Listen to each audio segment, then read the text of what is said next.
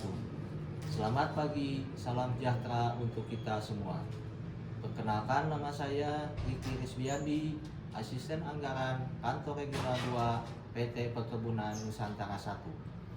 Video ini saya buat dalam rangka melaksanakan tugas dalam kegiatan PLDP 3 Bidang Akuntansi dan Keuangan Angkatan 20 dalam modul fungsional.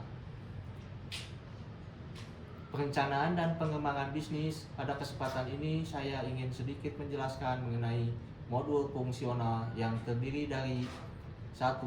Perencanaan dan pengembangan bisnis, 2. Akuntansi dan keuangan, 3. Pemasaran, 4. Pengawasan dan kepatuhan. Perencanaan itu sendiri adalah proses memilih sejumlah kegiatan untuk ditetapkan sebagai keputusan tentang suatu pekerjaan yang harus dilakukan, kapan, bagaimana, dan siapa yang akan melakukannya.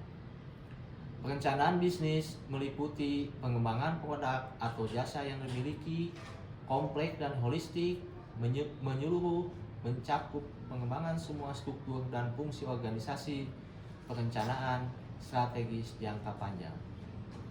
Esensi dari perencanaan adalah 1. Proses pengambilan keputusan dengan memilah dan memilih program atau kegiatan yang akan dilaksanakan untuk mewujudkan kondisi masa depan yang diinginkan. 2. Respon terhadap masalah atau kondisi masa kini yang belum atau tidak memuaskan, yang harus dirubah dan diperbaiki. 3. Dirumuskan oleh manusia dan harus dilaksanakan oleh manusia sebagai sumber daya. 4.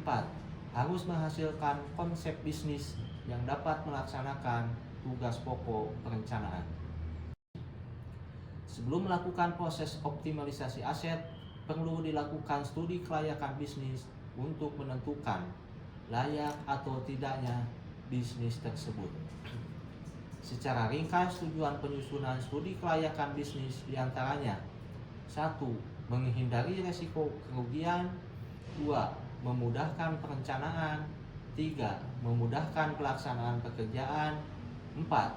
Memudahkan pengawasan, 5. Memudahkan pengendalian. Definisi akuntansi yaitu suatu kegiatan yang menyajikan informasi terutama yang bersifat keuangan mengenai suatu kesatuan ekonomi yang digunakan untuk pengambilan keputusan ekonomi.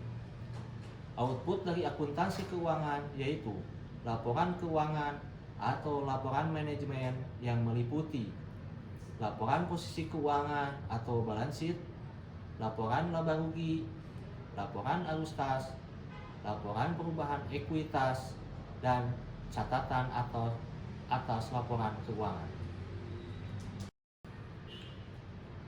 Fungsi pengawasan adalah upaya sistematis oleh manajemen bisnis untuk membandingkan kinerja dengan standar yang telah ditetapkan, rencana atau tujuan untuk menentukan apakah kinerja sesuai dengan standar, mengambil tindakan yang diperlukan untuk memastikan bahwa sumber daya perusahaan digunakan efektif dan efisien dalam mencapai tujuan perusahaan. Fungsi pengawasan menekankan pada 3 hal. 1. Adanya rencana, standar atau tujuan sebagai tolak ukur yang ingin dicapai. 2. Adanya proses pelaksanaan untuk mencapai tujuan yang diinginkan. 3.